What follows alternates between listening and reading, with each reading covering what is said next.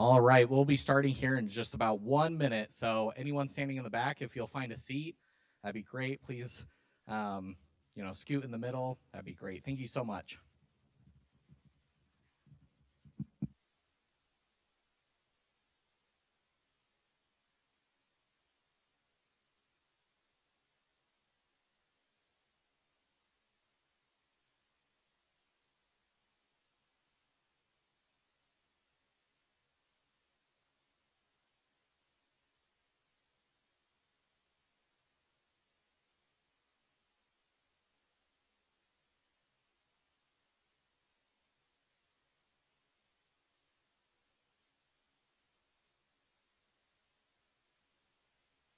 All right, we have quite a few seats up front still and some over here. Anyone in the back who needs a seat, we'll get started here in just a moment.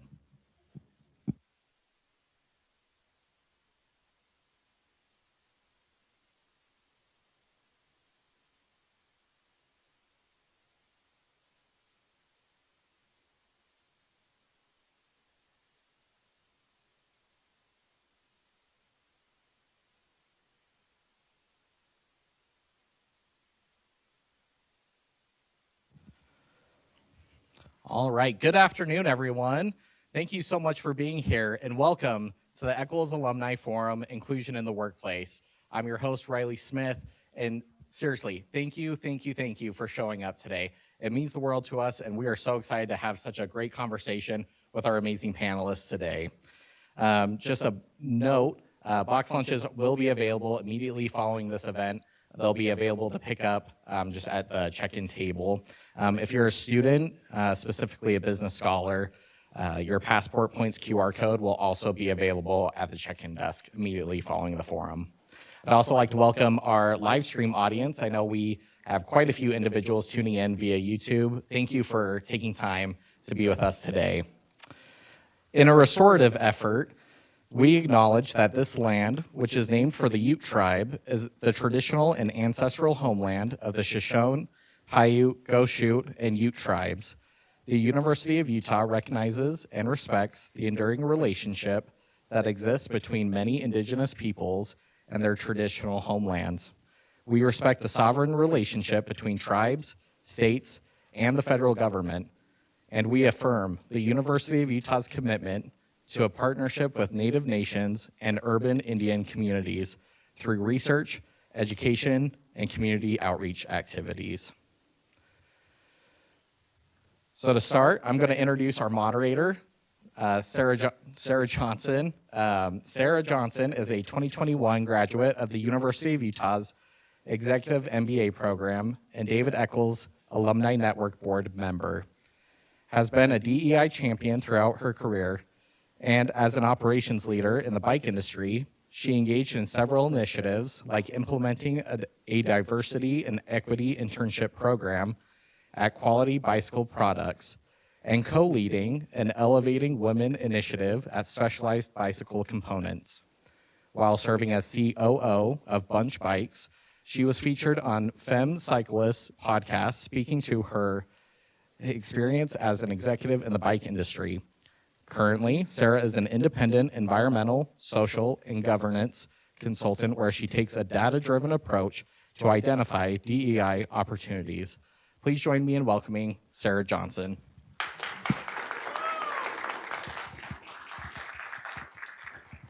Thank you for the warm introduction, Riley. I am so excited to be here today and share the stage with these panelists. Allow me to introduce them. Starting off, next to me, I have Libby Oseguera. Libby has worked with the public for nearly 20 years in adaptive recreation, job coaching, and many years of advocacy programming, policy work, and active engagement in systems changes for people with intellectual and developmental disabilities. She received a Bachelor of Science Recreation at the University of Nevada, followed by a Master of Public Administration from California State University, Dominguez Hills. She currently serves as the Executive Director of the Utah Developmental Disabilities Council and is dedicated to advocacy, building capacity and encouraging systems change to support people with disabilities and their families to fully and independently participate in their communities. Welcome, Libby. Next to Libby, we have Marianne Villarreal. Marianne Villarreal is the inaugural Vice President for Equity, Diversity, and Inclusion here at the University of Utah, where she provides leadership and strategic oversight for diversity and inclusion initiatives across the university's academic and health sciences campuses. She also serves on the Association of American Colleges and Universities Board of Directors and the Executive Committee of the Association of Public Land Grant Universities Commission on Access, Diversity, and Excellence. Before coming to Utah, Villarreal served as the Associate Vice President of Strategic Initiatives at California State University, Fullerton, the Associate Dean at Colorado Women's College at the University of Denver, and was an Assistant Professor of History at the University of Colorado Boulder. She is the author of Listening to Rosita, The Business of Tejana Music and Culture, 1930 through 1955, and has published several articles and book chapters on diversity, oral history and U.S. history, and Latino Chicano history and leadership. Welcome, Marianne. Then we have Trina Celeste. Trina Celeste is the CEO of Rise Next Corporation, a leadership and culture consulting agency focused on creating diverse, equitable, and inclusive workforces. She is the co-founder of Tech Moms, recognized in 2020 as Nonprofit of the Year by Salt Lake Chamber, helping transition hundreds of women into technical careers. Recognized as 30 Women to Watch by Utah Business Magazine, she dedicates her time writing, speaking, advocating, and serving on higher education boards at Weber State and UVU. Welcome, Trina. And then finally, we have Diego Zagara. Diego migrated from Peru in 2005 to attend the David Eccles School of Business at the University of Utah. His journey in the philanthropy sector began in 2009 when he managed education programs and directly worked with immigrant families and their children. With a focus on collaboration and community organizing, he works towards improving equitable outcomes for communities of color as well as other marginalized groups.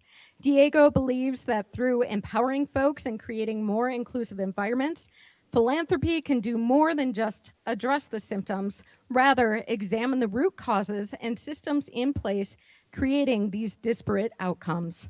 Welcome, Diego. Before we get started, I just wanted to give another warm welcome to our audience both here and virtually. During the panel, we are going to have a portion where we'll involve some audience participation, and then we'll have a portion for Q&A at the end. We will have some monitoring of the chat, so our virtual attendees, you'll be able to participate as well. And so with that, I'd like to get started again. I'm so excited to have this conversation. I've spoken to all of the panelists prior to today and just had really engaging, rich conversations, and I wanted the conversations to go on, and I'm glad we have the opportunity today and to bring you all along in this conversation. So with that, I'd like to start about how does EDI improve business performance? And Diego, I have a question for you. Businesses can miss opportunities by not having diverse voices at the table. Can you provide examples of the cost to businesses if they lack EDI in the workplace? Yeah, absolutely. And so as Sarah mentioned, I worked at Park City Community Foundation, and I come from the philanthropy space, but I see a lot of business practices trickle down because of who is on our boards. In my time working in the nonprofit sector, I can point at two relatively recent times where there was an actual cost to not being inclusive, and there was a benefit and a better outcome thanks to inclusion. But before I go there, I wanted to not forget, can we talk about bikes and equity and inclusion later? Because absolutely. Are you sure? Because I can talk a lot about it. I just don't want to forget about it, so I wanted to put it out there. It's now recorded, so thank you. Yeah, part of our work is also increasing access to sports and recreation for Latino youth. Back when I was managing education programs, I'm going to say that this was probably 8 to 10 years ago, I worked with immigrant families primarily. My job was to manage these after school and summer camps, but also to put on parent nights. And I like to think that I was thoughtful about the content that we provided to parents. And we were bringing speakers that were sharing information that families were interested in learning about. One time, I spoke with an immigration attorney. Immigration attorney was going to come and talk a little bit about what was going on at a national level because many families were concerned about what was going on. We set up the date. The immigration attorney is there on a Thursday. Every couple of months, we host these parent nights, and the room is ready. A room a little smaller than this. Food's in the back, speakers at the front, tables and chairs are set up, and 6 o'clock comes around, and nobody's there. I should mention that we're usually getting 20 to 30 parents to each of these parent nights. And 6:15 comes around, and there's nobody there. And it's 6:30, and now I'm really embarrassed. Now I have the speaker, the food's going bad, and I try to figure out what's going on. We've been getting people, and folks have expressed an interest on this topic. So what's going on? I think it was Thursday, May 10th of this year we were doing it. And does anybody know what May 10th means in Mexico? I did not, because I'm from Peru and I was ignorant. But May 10th is Mother's Day in Mexico. And I texted someone that night and they said, oh, it's Mother's Day. Like, it was so obvious, duh, come on. And I learned, I'm never gonna forget now, that it's not the second Sunday in May for Mother's Day in Mexico, but it's May 10th. And there was an actual cost to me running a program, executing a parent night without the adequate level of feedback. I had asked about the content, I never asked about the date. And there were some details that had other people been involved in the decision making, I'm sure I would not have missed. But I learned my lesson. I was really embarrassed to tell my boss that nobody had come to that parent night. And I owned it. And I think there's something about learning from humiliation and your own mistakes that really sticks with you. So there was a turning point. It was a turning point for me in that I realized that I was making a lot of unilateral decisions without the adequate level of input from communities that were actually impacted by the work that I was trying to do and the programs I was trying to manage.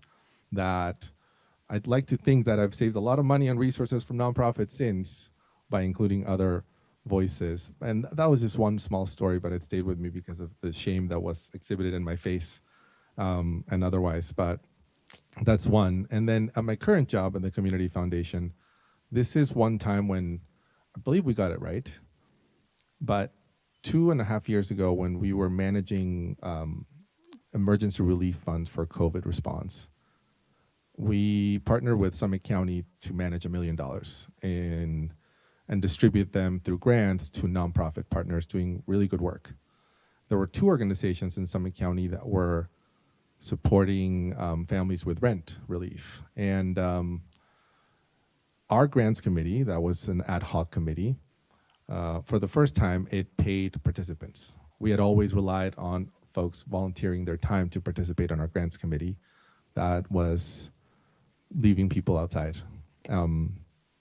This time around, we had a process that allowed folks to get compensated for their time they were putting into reading the grants and making the determinations on how those funds should be distributed. We had folks on the committee that were accessing the services these nonprofits were offering, and we came to these 2 large grants to discuss. Each one was about $250,000, and they were going to the 2 organizations offering rent relief. And we were about to move on when somebody raised their hand and said, you know, that's not actually how that program is working or doling out dollars to families. That's interesting. Because we were about to just check the box and say, this seems like a good investment of money. Then another person raised their hand and said, yeah, my experience has been this, like this with this one organization and like that with the other organization. So after further discussion, we realized this is what folks are actually going to benefit from. It resulted in it was a $400,000 swing total because the one organization that was doing what families needed and wanted got $200,000 more, and the other one was not docked, but it received a $50,000 grant, which was still meaningful, but not to the degree that not to the level that we were talking about funding it initially, because we had folks that were really close to the issue that we were trying to solve for. And that was very intentional. But I think we still get it wrong every once in a while. This is a time that I can look back and say, thank God we had folks in the room. I appreciate that we created a space where folks could share their thoughts, and we were this close to not making that call. But fortunately, people shared, and we learned a lot, and it resulted in a different distribution of dollars with greater impacts for families in Summit County. So there are, to me, some clear benefits in creating a space that is more inclusive. Thanks, Diego, and I appreciate it sounds like you have a philosophy of learning by doing, which is something that I keep in mind too in this space. So next, I'd like to go to you, Trina. So we talked about how EDI doesn't just improve business performance. How do EDI learnings benefit not just business, which I know you can speak to some of the stats there, but also our personal lives? Yeah, thank you. And thank you for having me. This is fun. When I walked up today, I actually did the executive MBA program in 2007 here. It's been a long time since I've been back on campus here, so excited to be back on. Go Utes. So just to get started, when we talk about business, so I've been in the tech industry for 30 years, primarily based here out of Utah. So I'm very familiar with the landscape here in Utah and some of the issues and challenges that we face. But I would say there's two components when you're talking about diversity, equity, and inclusion. You've got the growth and profitability benefits that I think are really well documented, right? 36% higher growth compared to competitors that really focus in this area. You're going to have higher hiring because people want to see that companies are now more inclusive. So 67% higher attraction for hiring. And when we were the state last year, who can remember how hard it was to find employees?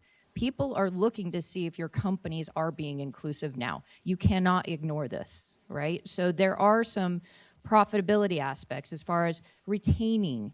Are we retaining people? The cost is 1.5 times to replace an employee. That's a huge cost if you're not able to retain your diverse employees. So there's the business side of it. But just wanted to share a story of my own experience with this. Because being in the tech industry, I started to identify very early on when I did my computer science degree. It was 1996. So I'm 30 years into this. And I recognized very early on, that feeling of lack of belonging or not being listened to and some of the challenges within this. And it drove me to be sitting here today now consulting companies on it. So I got really involved over the years in diversity, equity, and inclusion, doing employee resource groups or community programs and just getting very involved, which is a call to action I would have for everybody here and everybody listening. Get involved. Start to become aware. Start to listen and learn. The benefit that I had was not just the growth and benefit to the company that you're going to start to exhibit, but to me personally. So as I got involved, I ended up being the global president of Women in IT at eBay. We had 1,500 members in 17 countries, and we were running initiatives for that and learned a lot through that process personally, both connecting to the other women at the company, to our executive teams, to our leadership teams, started doing diversity strategy across all of our groups. So worked with our Black employees, our Latinx, the LGBTQ+, our veterans groups, our abilities groups. And it grew me from a personal level that has had such an impact on my level of understanding and growth. And one of those for me was being connected to those groups. It may not have been what I understood was my identity, but years later, my son came out as gay. And I now have a community that I was able to connect with and say, hey, help me through this and help me support him and help me understand the issues and help me, right? Like sometimes we don't realize it is us. It is people in community and our environment. I also have a son that's a Marine. So he's in Okinawa right now, about ready to head to Korea. And being able to have that community of veterans that I've learned from and grown with and the aspects and understanding from that perspective personally helps with your own growth. And so don't feel like it's someone else right? Always. There are people in your circle of influence and relationships and people you know, and you become a better person by stepping through potential discomfort and getting in with another community that just grows you at a human level. Great. Thank you, Trina. And with that, I want to turn it over to Marianne. Marianne, you had shared with me how you really approach EDI with a humanity lens. Can you share more about that? Yes, and it was, and again, thank you all for being here. And the unfortunate part about going after two incredible speakers around examples, I've changed all my notes. So let's see if I can stay on track here. First of all, I do want to come to, we talked about the economic costs, right? So as a humanities, right, the assumption, is that, that the human perspective, and I'll talk about that, but I want to say something about how you build teams, right? You all build teams by how dynamic they are, what they bring. When we talk about the diversity of who they are, is that the same thing with the work in EDI, right? We're not necessarily EDI professionals, right? I lead strategy in this space, but my professional identity is a historian, right? I know, boring. You're all thinking, I hated high school history. So did I. And I'm not a fan of college history either, but let me say that I'm a historian. And so how does that, how then do I take about how I lead? So in my training, right, how I think about this, right? My background of studying records. Now, you're not going to, I wish you would find me in the archives. I wish there were more time in the archives, but you're not going to find me there, right? The way I lead is that I got to have a team, as you said, that's informing, shaping. What are we reading? What are the trends? Where are we going? What are the hard decisions? As a public historian, we have, when we face health crisis, right? When we face some economic crisis, what do we know about ourselves as a nation? What do we know about the times in which we failed, the times in which we really were thoughtful about the communities that we built? And so that is how, I think about the work that we have to do. So I want you to think about those of you who are building teams or who have committees, right? They're not necessarily your EDI people. They have a discipline. They have a field. They come to this work with the same lens that you do, and then they dig deeper, right? And they dig deeper. And sometimes they pull up really uncomfortable stuff. I get that. And you have to sit back and think, okay, what now? And ideally you have somebody on there who, I love working with people out of social work on this because they teach me to take time and care, attention to those things that I just want to move. I got to be there. Don't you know, I got some metrics to produce. And these are the folks that say, all right, we got to pause. Where was this harm? What was the harm, not just in the decision I made? Where was the harm in terms of thinking about the loss? Did I misstep that community moment? How do I repair that? That's the teamwork of this work. I'd also like to, give you an example when we're talking about the ERGs, right? So that we think that marketplace, right, is separate from those concerns of who we are as humans. And I'd say that you'd probably all disagree, but that's the narrative, right? There's a narrative that we're always running against. And so I'm going to give you an example of here, right? We talk about rights of different groups, women, people of color, LGBT, I embody veteran, queer, brown, so there's this place in which I have a right to work, but the basic protections that didn't pay attention to, the bias and harm, right? So how do I be authentic, right? We also want to produce authenticity, because if we're going to talk about thriving and belonging, and I know we're going to talk about this later, I know we talk a lot about a sense of, but I need folks to remove sense of and say, what does it really mean? How do we know it? How, not just in measure, but are we willing to look to be in our meetings and pause and say, is this process working? That's hard for me because I'm always right. So it's really hard for me when I sit with my team and say, all right, team, right? I mean, this even at the organizational level, the ways that I understand the ways my team works together, because we don't get a lot of second chances in this work to do that. And so, I want to say that I have so much to say, but we're good on time, and I know y'all got a lot of things to think, so I'm going to pause there. Thanks for your mindfulness of time. All right, so now I'd like to shift the conversation to talk about experience of marginalized people within the workplace. And with that, Libby, I'd like to turn to you. Many individuals within the disability community, they want to work, but often employers overlook them. So I'd like to hear from you more about their experiences and provide ways that companies can attract this labor force. Yes, thank you. Happy to be here. I just want to start a little bit, address a comment that Trina made about how sometimes we create these situations of othering, right? Like, that's not me. I'm not part of that group. Just so you have a little frame of reference here, 1 in 5 people identify as having a disability. And it's likely that you might age, or someone you know is aging and is experiencing more situations where they're aging into a disability, or perhaps you have a temporary disability, a sprain, a broken ankle, whatever. So this is a community that you can join at any time, right? It cuts across race, gender, class. It doesn't discriminate. It's coming for you. So chances are good that you either identify as having a disability or know someone who does. So I just, when it comes to workforce, in 2019, there was the number of working age adults with disabilities who wanted to work had a workforce participation rate of 38%, compared to their people without disabilities who were working at about 79%. So this is really a call to employers to recognize that there are a huge number of people with disabilities who want to be working and aren't. So I urge you to act on that and connect with disability communities, and I'll get to that in a second. But there's a lot of positive attributes that people with disabilities are bringing to the workforce. Obviously, there's a unique perspective and added diversity, but just the very nature of living with a disability kind of forces people into adapting and creating, being very creative in solutions and just how to navigate the world.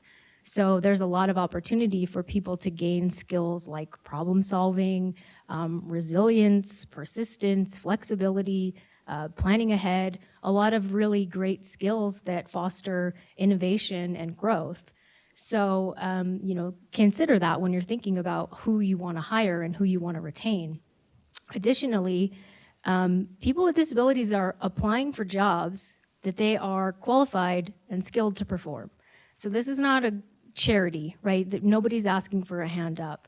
Like most of us, we want to contribute to the economy and participate in society, and we do that through gainful employment. There's a lot of state government who I'm representing today, and the disability community, obviously. There's a lot of programs that support the employment of people with disabilities. So by connecting with these organizations, you're directly connected to job seekers who can meet the needs of your business. For example, everybody's got new names now. We just did a big merge. But anyway, the State Office of Rehabilitation has a business relations office, and a big component of the work they do is to directly work one-on-one with businesses to retain, hire, attract skilled workers with disabilities. They regularly hold job fairs. They have an entire network of people with disabilities who are seeking employment that they can share opportunities with. They also provide one-on-one training and support to hiring managers and human resource teams. The Office of Substance Use and Mental Health has a dedicated employment team. The Division of Services for People with Disabilities has a dedicated employment team. Department of Workforce Services. I can go on and on. Our organization manages a website, Ready and Able, readyandable.utah.gov. You're going to get this afterwards, so don't feel pressured to remember all of this. But a lot of the resources and information I'm sharing with you today is all available there, and I really urge people to connect with these organizations to share opportunities, and just connect, because there's a community out there who is ready and willing to go to work. Thank you. Great, thank you, Libby.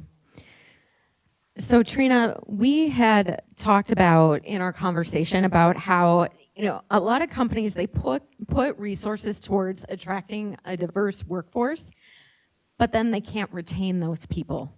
They get frustrated and then companies give up. So I'd like to hear from you, why do diverse employees leave and what are companies getting wrong? Yeah, there's a reason there's a full acronym, DEI, right? You can't do one alone. And so if you just focus on the D and you're just focusing on diverse hiring, and I've had companies call me and they say, we focused on diversity hiring and then, it just doesn't work, everybody left, right? And I'm like, well, what did you do to train your leadership teams? Were they inclusive? Did they understand their biases? Did you review your policies to understand where you might be have policies that are limiting promotions and engagement within your workforce? No, we didn't do that. Well, you can't just do one, right? So when I started Tech Moms, the reason I started it is a lot of this, where I would be in our leadership team meetings and we're talking about hiring and we're talking about diverse hiring, and they'd say, well, women just don't go into tech. And I said, BS, let me go show you. I'm going to go create them. So that's where Tech Moms came from, was my frustration of, well, they just don't exist, so therefore we're not going to do it, right? And so founded Tech Moms 3 years ago. We've now put over 400 women through the program. We now are building out this skilled workforce. And I appreciated your comment about assuming that hiring for diversity is a charity. Or that people aren't skilled is such incorrect thinking, and we've got to put a stop to that. I've had that comment to me a few times of like, well, if we're going to hire for diversity, we've got to still run the business. We're not going to be able to run the business if we do that, right? And so just stop for a moment. Do you hear what you're saying? And it's incorrect thinking, and we've got to put a pause in that and say, you know what, there's some great skilled talent out there we just don't have access to because maybe our networks, or we don't know which communities to tie into. And so we've got to be more intentional on where we're hiring from.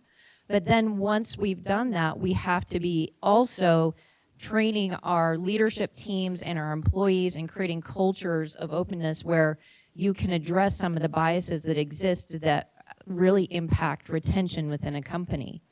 So for Tech Moms, one of the biggest challenges that I see is we've been very fortunate this last few years. We've had an incredible number of companies. We work with hundreds of tech companies that are looking to hire our women. Wonderful. The question when we're doing that, though, is have you prepared your leadership teams to manage more diverse teams? Do you know what it's like as a woman or a person of color to work within a team where you're the only one, and how do you best enable that person within the company? Do you know how to do that? So I call it the frozen middle. That's what I usually see within a company is executive team might be really aware, the employees are super engaged, they want to see change, but the leadership team is where all of our hiring, promotion, engagement, all of that happens at that management level, yet they're not getting the awareness or training or stepping up to understand how to become more inclusive. And so you have workforces where you see those profitability hits, right? You don't see the team performance improvements because your leadership teams haven't developed a culture, or overall it's just not flowing down authentically through the organization. So you really need to make sure you're looking at all aspects of hiring, promoting, retaining, and continual work for retention.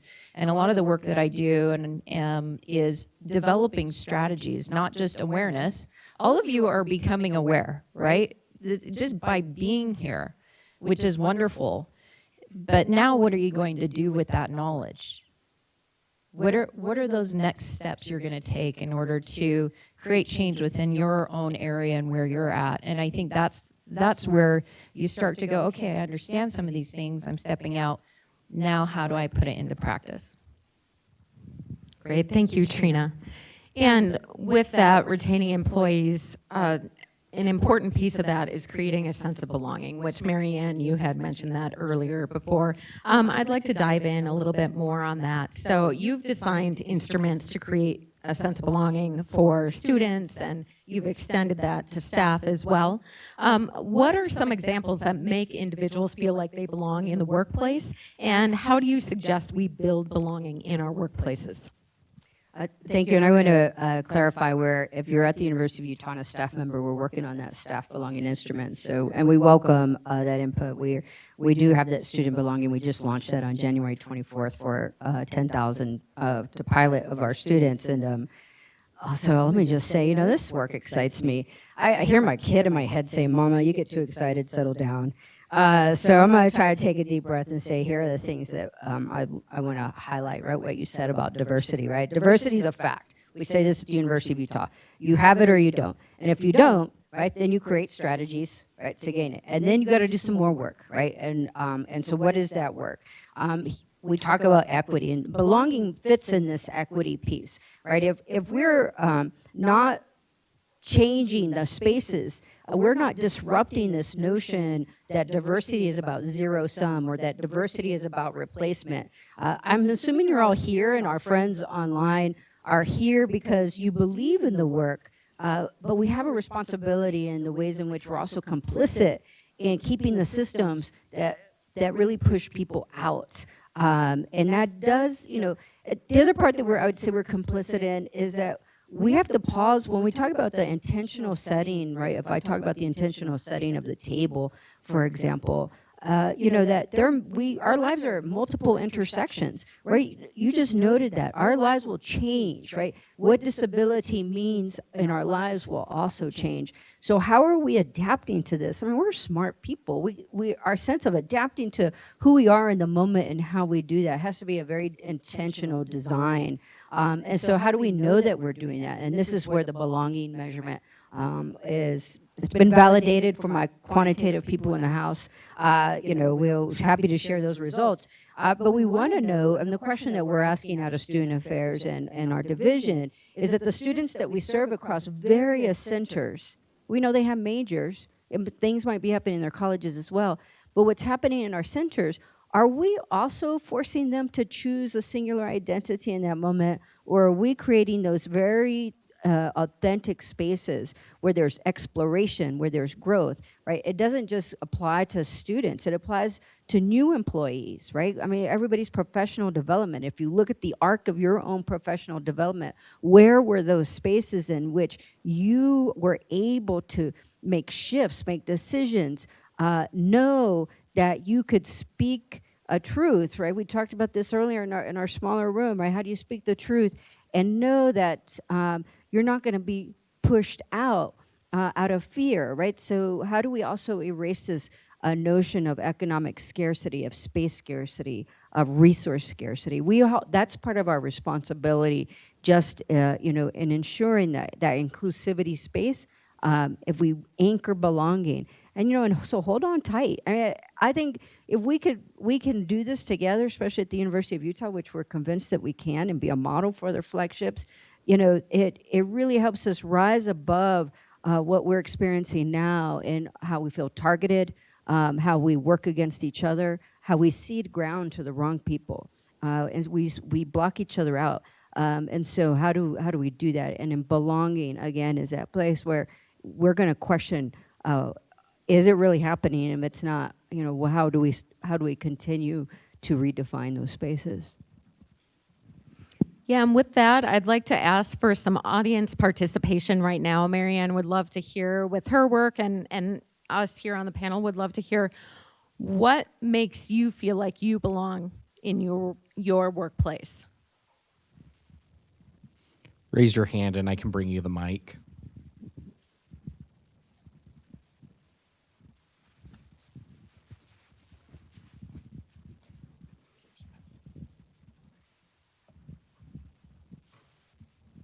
Hello. So I'm queer, and I'm very heavily in the queer community here.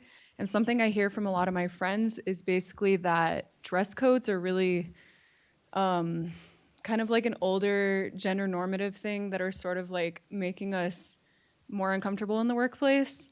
And so I guess I'm curious, how can we handle professionalism while also being able to not be forced into the little women dresses and blazers.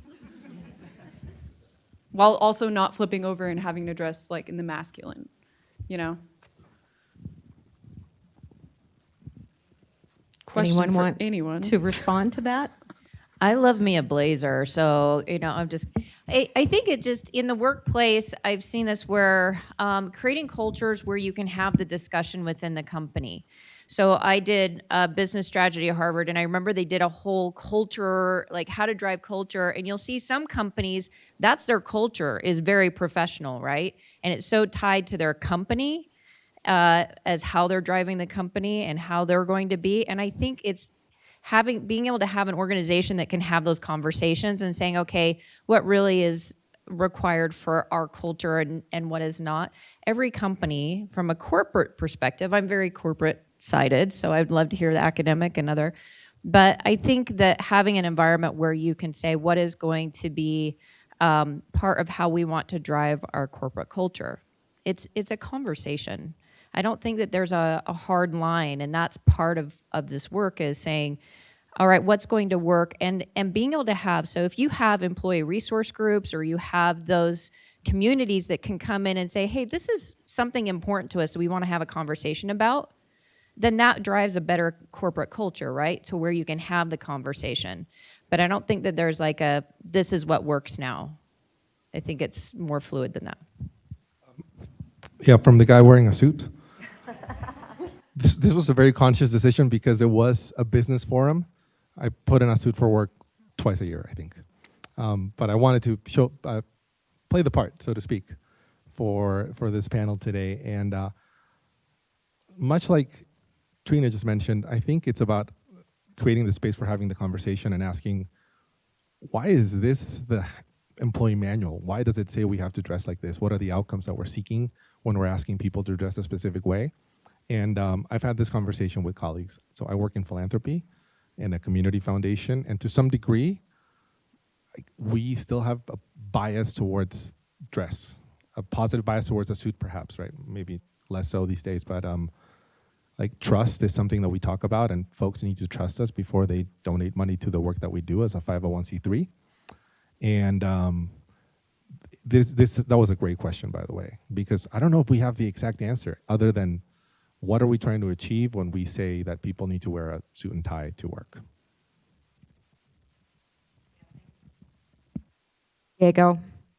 And I just want to chime in, like I can relate with you. I have 2 blazers myself. I come from the bike industry. So when I have business forums like this, I'm like, oh no. So great question. Thank you. So I'd like to move on to some practical steps that companies can take to implement EDI. Trina, I'd like to start with you with your consulting experience. What approach do you take with companies who are implementing EDI, and what advice would you give our audience today? Yeah, thank you so much. So this is where I get to have fun. I love the strategy side of it. So how I got into this and the work that I do at Rise Next to actually do diversity and inclusion strategy came out of the fact that, as I mentioned, when I went to school, I did business strategy, and I actually did it on how to create strategies for these communities. Because what I was seeing when I was running diversity strategy at eBay is we had what we called communities of inclusion, but they felt like communities of exclusion. And we weren't talking to each other. Everybody was repeating a lot of the same effort. It's very time intensive and resource, and you're usually doing it as a secondary job on top of like doing your day job, and it's not, it's really challenging. And so I found out that what I recognized, there was a lot of inefficiencies in how we were doing the work. And we weren't aligning and utilizing resources across the board and some of these things. So when I was there, I actually started to work with a professor. And I remember she was actually saying, this is wonderful. Whenever I'm seeing this even within the work I'm doing as a professor, people would come into class and they'd start asking me to go get coffee for them. And she's like, I'm your professor, right? Like just some of these biases that were standing out. So the work that we did was identifying how do we move from awareness to actually moving into action. And so there's 6 steps that I go through as far as starting where you're at. Everybody's going to be in a different place. Everybody starts from a different point. There's no right or wrong in it. Just start, right? And part of that might be coming to forums like this and getting awareness or understanding and internalizing what biases might I have. Let me understand somebody else's life experience. You really start from the awareness side, but then from a corporate or an organizational standpoint, you can run assessments and start to get feedback from your employees. You can start asking the questions through surveys, through focus groups, through other ways of soliciting feedback on dress codes, or people may have other things that they're wanting to talk about where you can use that to develop an actual strategy and a plan. So this is where sometimes it can feel a little warm and fuzzy, but there is actual tactical work you can do in order to create change and impact. I like to say, just stop doing stuff, right? A lot of organizations do stuff. Like, we did some stuff. I remember this happened end of the year, and they're like, okay, what did we do? Well, everybody say what you did, and then did we make an impact? Did we track it? Did we measure it? What other business program would you run like that and expect change? I can't think of any. Right? So you've got to put an actual plan together. Here's what we're going to do. Do we have the time, budget, resources to do it? What are we going to measure? What are our targets? How are we going to track this as we go? Do we have the processes to do it in place? Do we have the technology in place? Yes or no? There's a strategic way to approach this work. And so starting from, like I said, the awareness, to the assessment, to putting strategies in place, and then putting it into action and assigning to people and tracking it as you go, you're going to start to, you don't have to do it a lot, just start. And it might be you do 3 things this year, and then maybe it's 5 things next year, and then it just becomes additive, and it's a repeated cycle as you go in creating real change within an organization. Thank you, Trina. And so now I'd like to turn it over to Diego, who I know you have some tools in your EDI toolbox. And Riley, if we can get the slides to advance, would you speak to that? Yeah, and I'll echo some of what Trina has been saying as well. I like to throw this slide used to just be called agreements. It's been much more successful since I threw the word tool in front of it, because we love tools and we want to know what's that box I can check so I can move our inclusion work forward. It's like I'm going to talk a little bit about 4-step process here, and it echoes what Trina's saying. When's the last time an initiative of ours moved without a budget or without it being on the agenda? What we pay attention to seems to grow and move forward. What we don't gets forgotten into obscurity. We have a tech problem at the organization. We have no problem allocating $150,000 next year to address it. When we talk about advancing equity and inclusion, we seem to have a hard time putting dollars around it. And I've seen organizations be successful when it's on their agendas, when staff has time within the work hours to discuss strategies and tactics to advance this. This is just one tactic that we've used, because to this day, one of the top reasons folks cite for not engaging in conversations around equity and inclusion is, I don't want to offend anyone. I don't want to hurt anyone. I don't want to say the wrong thing. So it can be paralyzing at times to move forward when you feel like you're gonna that you might, let's say, be taxed for saying the wrong thing. So one of the steps, for me at least, has been for the boss, the leader of the organization, to state very clearly that engaging in these conversations won't land you in the penalty box. If you say the wrong thing, if you make a mistake, that we're going to engage with compassion and grace. And my general philosophy is that there are so many people in the world actually trying to do bad shit that I have no time to beat folks up over the head that are showing up imperfectly. And I know that folks land on different ends of the spectrum, and I recognize that words can hurt people too. So it's a balance, but my general philosophy is let's meet people where they are and create the space for folks to say the thing, and that's how we learn. So the supervisor of the organization, the leader of the organization, creating that culture of learning. We found that these agreements are useful for engaging in conversations that often go sideways. staying engaged, and I should say these, you can customize them to fit your organizational needs, and you can create a little bit of, you can flesh them out a little more, but roughly staying engaged, confidentiality, expecting and accepting non-closure. We're not going to solve systemic racism today, by the way. Listening to understand, sharing, speaking up to, and the discomfort piece. No, I know nobody wakes up thinking, I'm going to go be uncomfortable today. And oftentimes it happens when we're having these conversations. So actively agreeing to sitting in it has been transformational for our staff, for the committees that we manage, and that's been amazing. So having this shared language can acquiesce fears that folks have walking into the room thinking that they might say the wrong thing. So it encourages engagement as well. The supervisor setting the stage for making mistakes, and A+ if they can share a vulnerable story, perhaps a moment when they made a mistake. I've found that that was so encouraging for folks as well. I'd say budget for it. How is equity showing up on your budgets is kind of a step forward in this work. And then the next slide, please. Applying an equity lens. And this, I got to give credit to our friends at the Center for Equity and Inclusion out of Portland. But they developed this equity filter that invites consideration for things that might not be top of mind. We come into the room with a project in mind, with work that we need to accomplish, and sometimes we will skip some of these questions and not consider who's being impacted. Not only ask who's in the room, but who's not here right now that could help inform this decision-making process. How are we going to communicate about this? I invite folks to create a set of questions that, quote unquote, keep us honest. You walk into the room and you start off thinking about some of these things that naturally we take shortcuts to accomplish things. We have programs to deliver and decisions to make. This is a set of questions that can help us slow it down a bit and think about inclusion when we are making these determinations. So yeah, those are the, oh yeah, tool number 2. It used to be just called equity filter. But yeah, feel free to utilize them, adapt them to your own needs, and put them to work. Great, thanks, Diego. And a mantra that I keep in mind for myself is discomfort leads to growth. You're going to experience discomfort, but that's part of the journey. Libby, I'd like to turn it over to you. We talked about how there's a common perception, or misperception rather, that providing disability accommodations within the workplace is burdensome.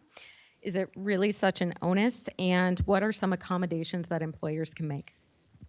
Thank you. That is a great question, and a lot of people are very concerned specifically about the cost of what it, to provide a reasonable accommodation in the workplace. And the Job Accommodation Network conducted a study a couple years ago, and what it revealed was 59% of requested accommodations cost nothing, a big fat zero. And the rest were fewer than $500 per employee that was requesting the accommodation. So, it doesn't really impact your budget the way that you might believe it does. So if that's preventing you from, reaching out to people with disabilities or explicit, in marketing job opportunities, maybe think about this in the future. A couple of examples of free accommodations that are frequently requested: flexible start time. Maybe your company policy is that everybody arrives at 8 a.m. sharp. Well, perhaps you have a window of flexibility between 8 and 9. You come and you start your workday. Another is teleworking, and COVID proved that it works and that people can be productive employees from their very own home. The world doesn't shut down because of it.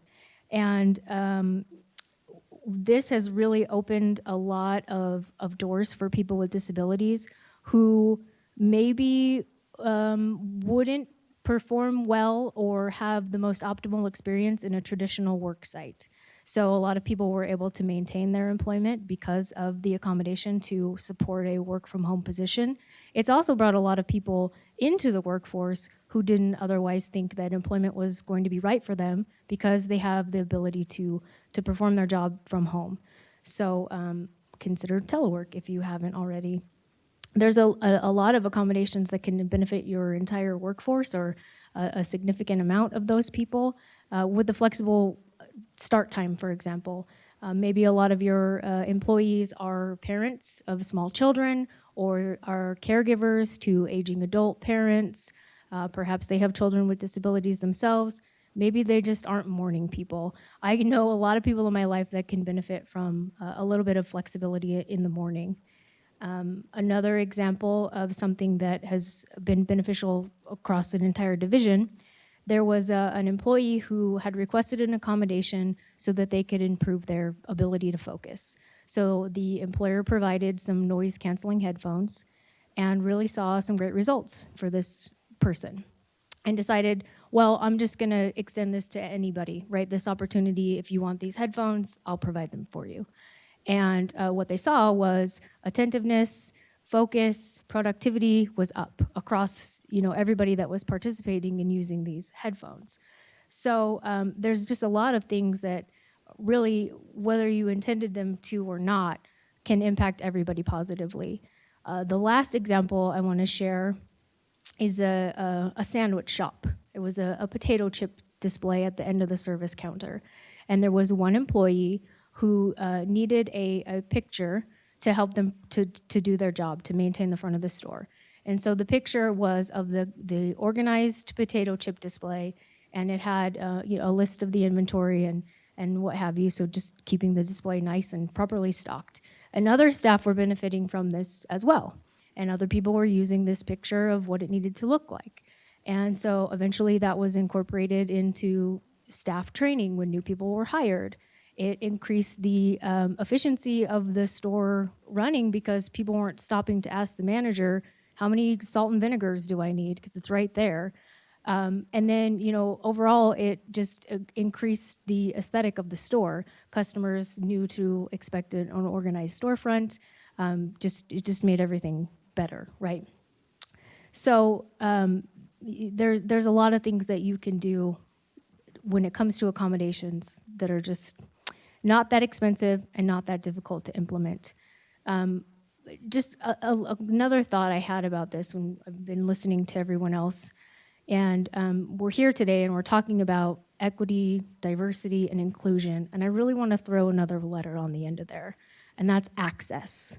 And if we're talking about access when it comes to accommodations, if you think about the ability to access something or just the accessibility of your products and services from the very beginning, later it can become a reasonable and easy accommodation for somebody to utilize. But if you just always have it in the front of your mind whenever you're starting, what do I mean by this? So some really good examples are coming out of the tech industry. Companies like Microsoft and Adobe and Apple, they've got these really great accessibility features that are just built into their products. And chances are good, maybe you've utilized one. How many of you like to just speak your text message into your phone to send it, right? Hey, AI assistant, tell Tom I'm going to be 5 minutes late. Well, that's super convenient, and it's made our lives better. But that's an accommodation, right? Just let's also, for a second, pretend that you have a disability that maybe impacts your ability to use your hands or your fine motor skills. Well, this speech-to-text technology is potentially life-changing for you. And this was something that was just built into somebody's product design. So this little tangent, I want you to think about it twofold. Think about accessibility from the get-go. And then secondly, think about these accommodations that you can implement into your own workplace, because chances are good you're already using Microsoft products or Adobe software or what have you. So it's already available to you. There's no additional cost because this is something that you're already using. It's just learning about those features, learning how to turn them on and utilizing them. It also, makes your products and services just more accessible to not only your employees, but to your consumers, your public, your clients, whatever you call the people that use your services and goods. So just accommodations aren't that bad, and that's what I'll say. And that's a great closing thought. So those are all the questions I had planned for today. Before we move into the Q&A portion, I would like to give every panelist an opportunity to leave us with some final parting thoughts. Who'd like to go first? Run down the line here. We've heard a lot of really great thoughts today, and I think if I had one final thing to share with you, it's that you can't do it wrong as long as you're doing something, and just keep including the voices that are not present, and think about who's not there. The more diversity you have in your planning, your decision making, every phase of the process, the better it's going to be for everybody impacted by what you're doing. So bring more voices to the table always in every situation, and you likely will have a good experience. I'm gonna pick up on that, but I gotta say, Diego, you blew. I'm still rattling around this word of trust, right? Do we trust our folks? Does our professional look suggest that we are not to be trusted? And I think for some communities, yeah, we recognize that we're not going to be trusted. I need you all to think about how is it that you, whether you visually or move people inside your communities because of what you perceive of their outward opinions and that. So, but I'm supposed to give you something here. So here we go, right? This is what I'm going to say, and this goes to what you just said. And so thank you, right? That is that the work of equity or diversity or inclusion, right? They're all very different, and they're all everyone's work. Some people are going to have it built into their work more so than some, but everyone should have an understanding or built understanding of what the E or the D or the I looks like in their work. And we are doing that here at the University of Utah. Diversity.utah.edu. If you look at our new Leadership Academy, or if you look up Shared Equity Leadership, I want to thank the Dean, Ray Treyes, because has been part of thinking about what does Shared Equity Leadership mean, and how do you then move that into your community? And again, it is everyday work, and it is everybody work. So many thoughts. This has been such an incredible panel. I always walk away from these picking everything up. I'm like taking notes. I'm going to have to pick all of your brains after this as well. But just some of the themes that I'm hearing is that discomfort, right? You talk about being great leaders, or if you're going into great leadership, everybody's a leader in my mind.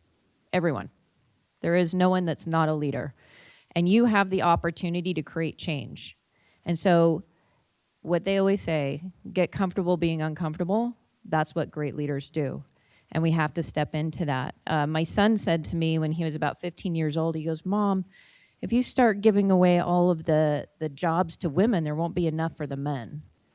And I appreciated you bringing up this scarcity mindset, that there's not enough room for everybody, because there's more than enough room for everyone. And we need to be aware that we're doing that, and we might have that potential limiting mindset that if we create space for others, there's not enough for us, and be able to step forward through that.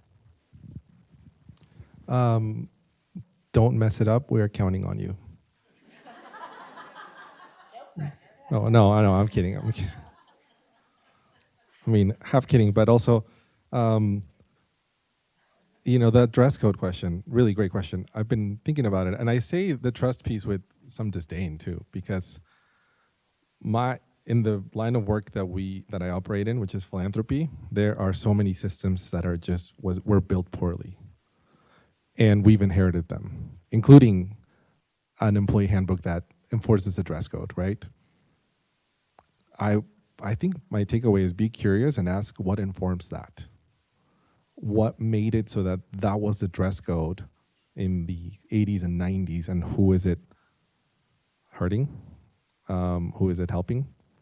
But I think that asking about what informed that system is a key question that we should all be walking out and going back to our places of employment and presenting. But we are counting on you, though. Thanks, Diego. With that, I'm going to hand it over. I think Riley is here somewhere. Yes, there he is. And Riley's going to facilitate Q&A. All right, who has a question?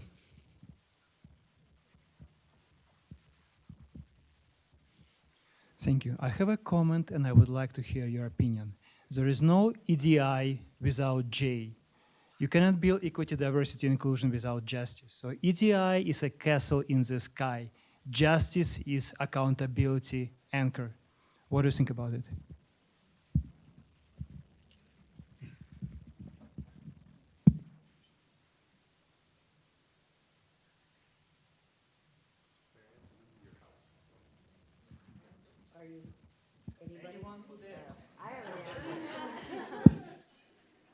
I feel like this is an easy one for me. We've had this discussion, right? I mean, why don't I change? I could change our division to EDBIJ, EDBIA, or a lot. So let me just say this: for us, the way we lead with equity, equity is corrective justice. Justice has to be built into equity processes. They have to address those very systemic pieces, right? Where we could be we're curious. And then we got to get real. Like some of these systems are the very causes of the inequities of the injustices that people either feel by not having access, by not staying in employment, by not seeing themselves as part of here, as we'd say, the University of Utah. So justice has to be built into equity. So for me, I don't put that Jedi part because the E encompasses that. But more importantly, I don't want to send us on too many threads. I got to keep people focused. We got some work to do. And so if you're working on that equity piece with us, you are working on the justice part with us. I'll add something short, and it's yes. In philanthropy, we're always asked we ask our donors to do more good. Seldom do we ask them to do less harm, and we don't always have conversations around justice or an exploration into how their wealth was built. Was it tax evasion? Was it climate degradation? Was it worker exploitation? And of course, not every wealth was built on that. However, can we start asking those questions and be very honest about the systems that we've created that are in place that are perpetuating those injustices, right? There's a clinic for the uninsured up in Park City. And we glorify anyone that's giving $1,000, $5,000, $10,000 without asking, are you offering health insurance to your employees? And I think it's going upstream and examining those systems that are in place, those injustices that are in place, that are going to yield better outcomes in the long run. But until we are willing to have those conversations, the J is silent. All right. Thank you so much. We do have a question from our streaming audience. This is from Brian Lundquist, who asks, what advice do you have for hiring managers looking to build a diverse team, but are not finding any diverse candidates that match the qualifications as other applicants? I'll take this one. Yeah. So this is a great question, and I appreciate you asking it, because this is where going back to, well, it just doesn't exist, right? And sometimes we've networked ourselves into we hire the people we know, we're hire from our networks, right? And so you really have to step into other communities that you have not before. And it takes work, and it's harder, right? Because you don't have those networks just pre-built. One of the things that I'll do with a company before they start hiring is focus on your network now before the job recs open. Have you started to build connections with Latinas in tech, with tech moms, with all of these other communities, whatever your role is, start tying into those communities now, because you're going to get in a rush when I've been there, when that job rec opens, and then you're like, okay, I've got to hire fast because it might close, right? And you're kind of under the gun. And so you want to be making sure that you're spending time regularly connecting with other communities of skilled workforce, whether it's in with the universities or other areas where they are there. It's just you may not be aware of them right now. And so taking the time and that's where the community programs at a company really help, because they start tying into those communities. And if it's not there, do like I did and start building it. There's nothing to say you couldn't build it if it doesn't exist.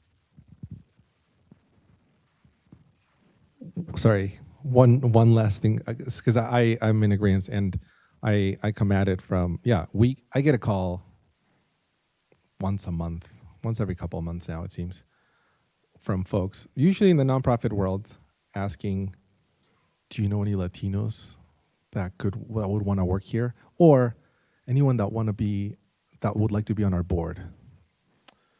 And it's because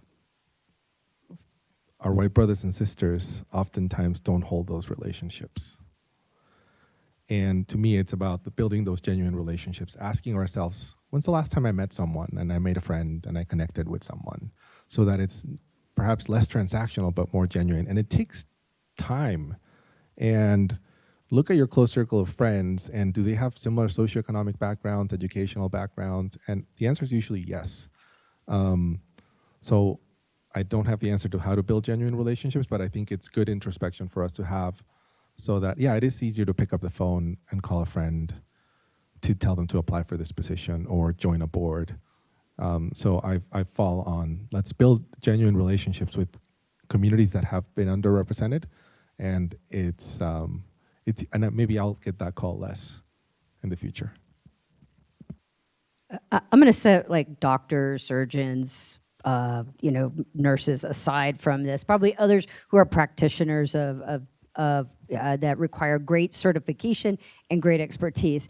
But let's be honest.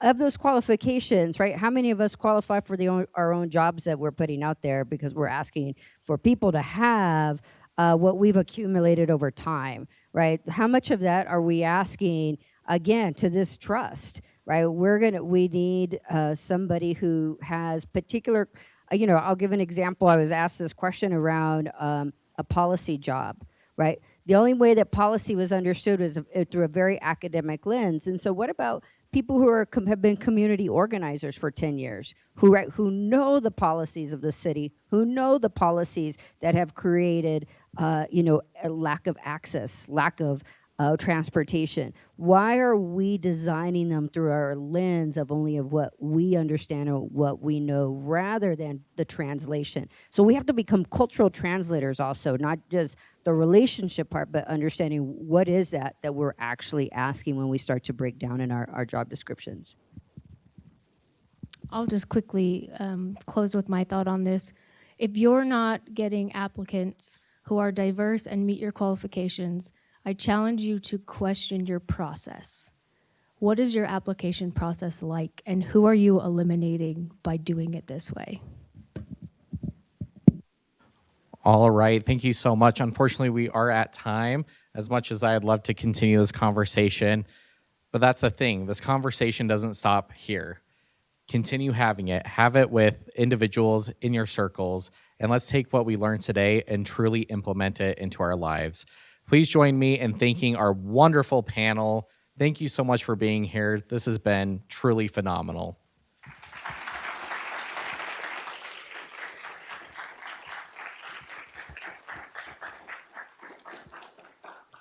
All right, one last question. Who here is an alum or a student?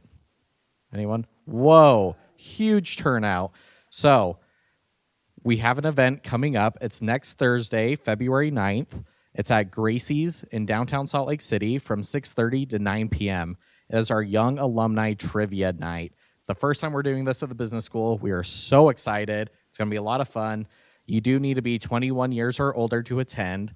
In order to RSVP, please visit eccles.link/trivia. So we hope to see you all there. Should you have any questions, feel free to pull me aside. And with that, thank you again for attending our Eccles Alumni Forum today, Inclusion in the Workplace. And as always, go Utes.